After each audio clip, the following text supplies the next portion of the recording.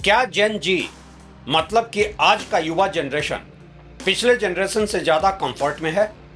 क्या ज्यादा आराम तलब भी है?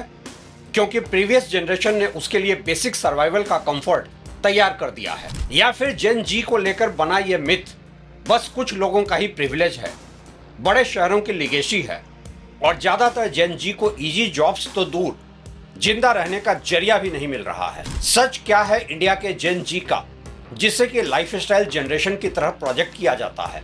ऐसा दिखाया जाता है कि ये जनरेशन तो बस कॉफी शॉप और लाइफस्टाइल इन्फ्लेशन की ही आदी है। क्या पिछले जनरेशन से कम स्ट्रगल की वजह से ये जनरेशन लेजी जनरेशन है? कहीं ऐसा तो नहीं कि भारत की नई पीढ़ी पिछली पीढ़ी से ज्यादा कंफर्टेबल भी है और ज्यादा इनसिक्योर भी? क्या जेन जी की जिंदगी एक कॉन्ट्राडिक्शन की कहानी है? पिछली जनरेशन ने उसके लिए बिजली, पक्के घर, स्कूल, मोबाइल, इंटरनेट, यूपीआई, सड़क, एलपीजी और बेसिक सर्वाइवल का कुछ कंफर्ट जरूर बनाया है, लेकिन उसी जेन जी के बड़े हिस्से को stable job, decent salary, affordable rent, mental peace और सिक्योर फ्यूचर नहीं मिल रहा है। यानी ये जनरेशन भूख और अंधेरे से कुछ हद तक बाहर आई है, लेकिन डिग्निटी और एम्प्लॉयमेंट क्राइसिस में फंस गई है।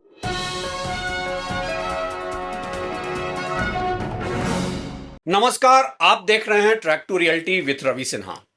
मेरी आज की कहानी किसी एक जेनजी की नहीं है। यह हर उस युवा की कहानी है जो आज कंफर्ट और कंफ्यूजन के बीच अपनी आइडेंटिटी तलाश रहा है। उदाहरण के तौर पर एक 23 साल का लड़का नोएडा, गुड़गांव, पुणे या बेंगलोर में पीजी एकोमोडेशन में रहता है।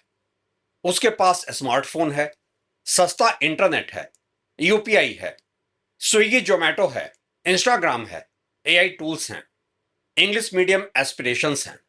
ऊपर से देखने पर लगता है कि यह जनरेशन तो बहुत कंफर्टेबल है, लेकिन महीने के अंत में वही लड़का सोचता है, किराया दूं, ईएमआई दूं, घर पैसे भेजूं या खुद सरवाइव करूं। दूसरी तरफ गांव या छोटे शहर की लड़की है, ग्रेजुएशन कर चुकी है, फोन है, यूट्यूब से सीखती है, फॉर्म भरती है, कॉम्पिटिटिव एग्जाम देती है, लेकिन जॉब नहीं मिलती। घर वाले बोलते हैं, इतना पढ़कर भी क्या हुआ, इससे तो अच्छा हमारे समय में था कि जल्दी से शादी कर देते थे। यहीं पर जेन जी की असली कहानी शुरू होती है। हां, यह जनरेशन पिछली जनरेशन से ज्यादा बेसिक कंफर्ट में है। यह बात गलत नहीं है कि आज की जनरेशन को कुछ चीजें इनहेरिटेड कंफर्ट के रूप में मिली है। भारत में इंफ्रास्ट्रक्चर और हाउसहोल्ड एक्सेस पिछले 20-30 साल में बहुत बदला है।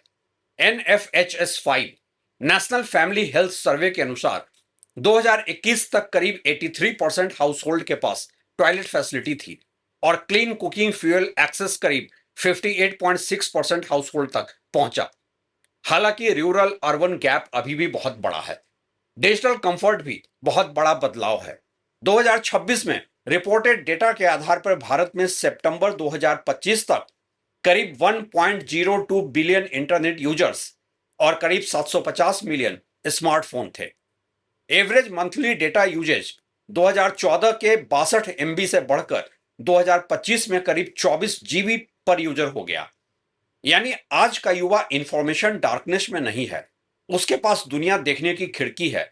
एक ग्लोबल वर्ल्ड से एक्सपोज्ड है वो, लेकिन यही खिड़की कभी कभी फ्रस्ट्रेशन भी बन जाती है, क्योंकि इंस्टाग्राम पर वो Dubai, Thailand, Europe, luxury cars, startup founders और इन्फ्लुएंसर्स देखता है। फिर खुद की सैलरी, फैमिली प्रेशर और जॉब मार्केट देखता है। बाहर से कंफर्ट दिखता है, लेकिन अंदर से कंट्रोल नहीं दिखता। जेन जी आज ये पूछता है कि आखिर क्यों कंफर्ट बराबरी से डिस्ट्रीब्यूट नहीं हुआ है समाज में। यह बहुत बड़ा सच है। इंडिया में जेन जी एक सिंगल जनरेशन नहीं है, यह कम से कम 4 अलग अलग इंडिया में बटी हुई जनरेशन है। पहली जेन जी वो है जो मेट्रो सिटी में private school, coaching, laptop, English, family property और पेरेंटल सपोर्ट के साथ बड़ी हुई है। उसके लिए gap year, startup, MBA, travel, freelancing और करियर स्विच पॉसिबल है। दूसरी जेन जी वो है जो टियर 2, टियर 3 सिटी में पढ़ी, डिग्री ले ली, लेकिन उसके पास ना स्ट्रांग इंग्लिश है, ना नेटवर्क, ना इंडस्ट्री एक्सपोजर। वो एम्प्लॉयबल होने के बावजूद इंटरव्यू रूम में इनविजिबल हो जाती है। तीसरी जेन जी रूरल इंडिया की है, जहां फोन तो है लेकिन quality school, safe transport, local jobs और मेंटोरशिप नहीं है। चौथी जेन जी वो है जो पढ़ाई छोड़कर डिलीवरी, गिग वर्क, दुकान, फैमिली बिजनेस, डेली वेज या इनफॉर्मल वर्क में लग गई। इसलिए जब कोई कहता है कि आज की जनरेशन बहुत कंफर्टेबल है, तो सवाल पूछिए, कौन सी जेन जी? साउथ दिल्ली वाली या सहरसा वाली, गुड़गांव साइबर हब वाली या गोरखपुर रेलवे कोचिंग वाली? जॉब मार्केट सबसे बड़ा संकट है इंडिया के जेन जी की। असली समस्या कंफर्ट नहीं, एम्प्लॉयमेंट है। आईएलओ और इंस्टीट्यूट फॉर ह्यूमन डेवलपमेंट की इंडिया एम्प्लॉयमेंट रिपोर्ट 2024 ने साफ तौर पर कहा है कि भारत में अनएम्प्लॉयड पॉपुलेशन का बहुत बड़ा हिस्सा यूथ है। अलग अलग डेटा के अनुसार भारत के अनएम्प्लॉयड लोगों में करीब 83% यूथ हैं। PLFS periodic labour force survey 2025 के अनुसार ओवरऑल अनएम्प्लॉयमेंट रेट 2025 में 3.2% था, लेकिन यूथ अनएम्प्लॉयमेंट एज 15 से 29 साल के बीच यह आंकड़ा 10.2% रहा। अर्बन यूथ अनएम्प्लॉयमेंट 15.3% और अर्बन यंग वीमेन के लिए 21.8% बताया गया। यह सब माफ कीजिएगा सरकारी डेटा है, लेकिन यह डेटा भी एक बात साफ करता है, भारत में अनएम्प्लॉयमेंट का दर्द एवरेज नंबर में छिप जाता है, क्योंकि ओवरऑल अनएम्प्लॉयमेंट कम दिखता है, लेकिन एजुकेटेड यूथ अनएम्प्लॉयमेंट बहुत ज्यादा पेनफुल होता है। एक 45 साल का व्यक्ति सेल्फ एम्प्लॉयड दिख सकता है, एक 23 साल का ग्रेजुएट बेरोजगार दिखता है और एक 25 साल का लड़का 12,000 रुपए की नौकरी में एम्प्लॉयड दिखता है, लेकिन डिग्निफाइड लाइवलीहुड नहीं कमा रहा होता है। जेन जी में आज डिग्री बढ़ी, लेकिन जॉब क्वालिटी नहीं बढ़ी। पिछली जनरेशन में कई लोगों के पास डिग्री नहीं थी, लेकिन एक्सपेक्टेशंस भी सीमित थी और सम्मानजनक काम मिल जाता था। आज की जनरेशन ज्यादा एजुकेटेड है, लेकिन जॉब मार्केट उसकी एजुकेशन को एब्जॉर्ब नहीं कर पा रहा है। यही वजह है कि इंडिया में डिग्री का इमोशनल वैल्यू बहुत गिर गया है। बीए, बीकॉम, बीटेक, एमबीए सब हो रहा है, लेकिन सवाल है जॉब कहां है, सैलरी कितनी है, स्किल कितनी यूजेबल है। आईएलओ रिपोर्ट ने इंडिया में एजुकेटेड यूथ अनएम्प्लॉयमेंट और स्किल मिसमैच को मेजर कंसर्न बताया है। रिपोर्ट के अनुसार एजुकेशन एक्सेस बढ़ा है, लेकिन एजुकेटेड यूथ में अनएम्प्लॉयमेंट ज्यादा है, क्योंकि एस्पिरेशन और अवेलेबल जॉब्स में मिसमैच है। रियल ह्यूमन स्टोरी में इसका मतलब है, पिता ने खेत बेचा, मां ने ज्वेलरी गिरवी रखी, बेटे को बीटेक कराया, बेटा वापस आकर 15,000 रुपए महीने की सेल्स जॉब ढूंढ रहा है। यह कंफर्ट नहीं है, यह सिस्टम का ब्रोकन प्रॉमिस है। जेन जी को इजी जॉब्स नहीं मिली है, उसे अनस्टेबल वर्क मिला है। यह जनरेशन गवर्नमेंट जॉब इसलिए नहीं चाहती है कि उसे आराम चाहिए या मेहनत कम करनी है, उसे गवर्नमेंट जॉब चाहिए क्योंकि प्राइवेट जॉब में सिक्योरिटी नहीं है। उसे आज फिर भी प्राइवेट जॉब करनी पड़ रही है क्योंकि गवर्नमेंट जॉब है ही नहीं। गिग वर्क करनी पड़ रही है क्योंकि कुछ तो करना है जिंदा रहने के लिए। फ्रीलांसिंग करनी मजबूरी है क्योंकि फुल टाइम जॉब नहीं मिलती। स्टार्टअप किसी के लिए ग्रोथ का चॉइस भी हो सकती है और किसी के लिए कंपल्सन भी, क्योंकि एम्प्लॉयमेंट बहुत वीक है। यह जनरेशन कॉम्पिटिटिव एग्जाम देती है क्योंकि डिग्निटी चाहिए, लेकिन हर रास्ते में अनसर्टेनिटी है। गिग इकोनॉमी ने इनकम का रास्ता दिया है, लेकिन सोशल सिक्योरिटी नहीं दी। स्टार्टअप कल्चर ने ड्रीम दिया है, लेकिन मेजोरिटी के लिए सर्वाइबिलिटी नहीं दी है। कॉर्पोरेट जॉब्स ने पैकेज का ड्रीम दिया है, लेकिन लेऑफ्स, बर्नआउट और कॉन्ट्रैक्ट वर्क भी दिया। इसलिए जेन जी को आराम मिला दिखता है, लेकिन स्थिरता नहीं मिली ये नहीं दिखता है। आज यूथ में हर तरफ कंजम्पशन दिख रहा है, सेविंग नहीं। आज का युवा फोन खरीदता है, स्नीकर्स खरीदता है, कैफे जाता है, ओटीटी देखता है, ट्रेवल रील्स बनाता है। तो पुरानी जनरेशन कहती है इनके पास बहुत पैसा है, लेकिन कंजम्पशन हमेशा प्रॉस्पेरिटी नहीं होता।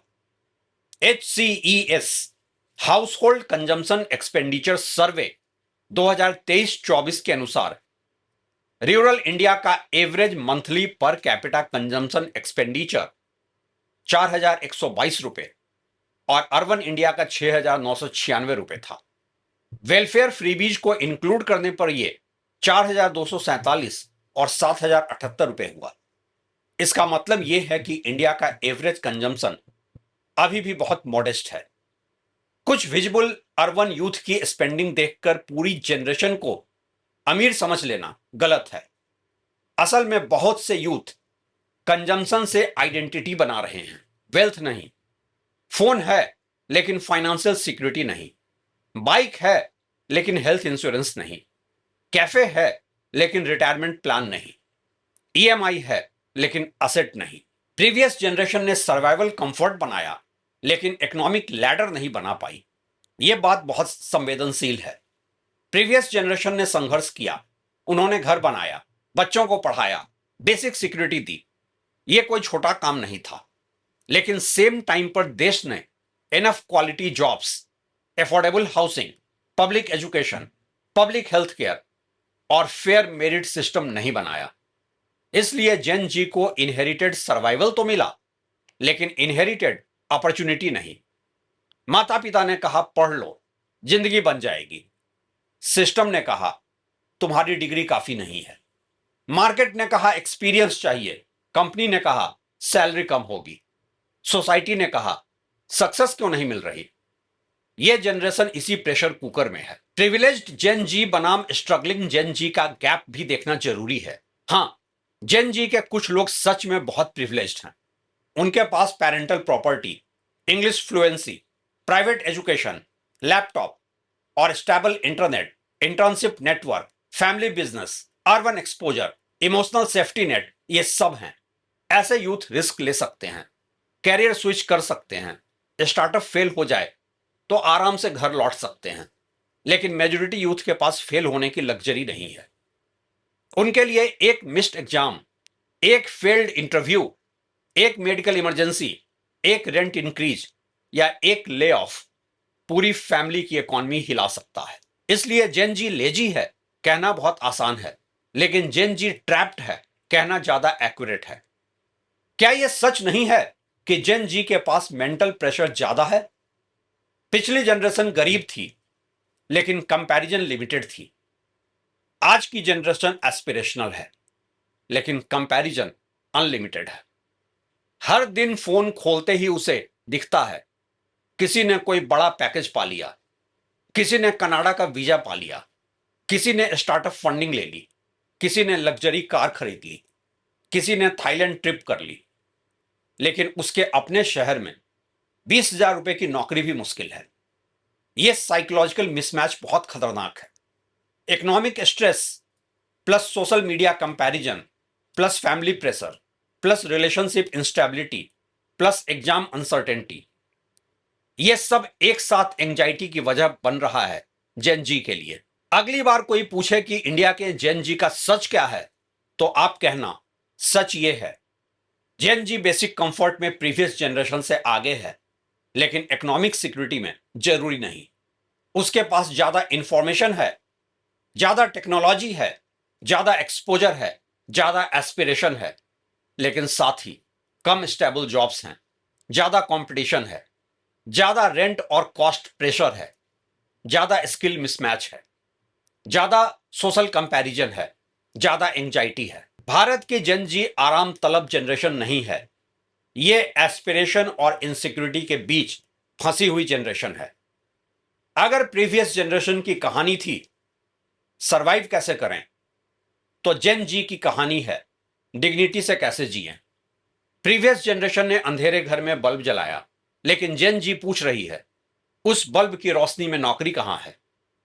प्रीवियस जनरेशन ने बच्चे को स्कूल भेजा, लेकिन जेन जी पूछ रही है डिग्री के बाद सम्मानजनक काम कहां है।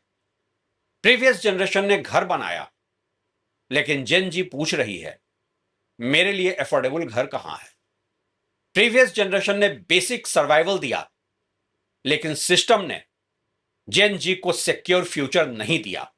इसलिए इस जनरेशन को जज करने से पहले समझना होगा ये जनरेशन कमजोर नहीं है, ये जनरेशन स्पॉइल्ड भी नहीं है, ये जनरेशन कंफ्यूज्ड भी नहीं है।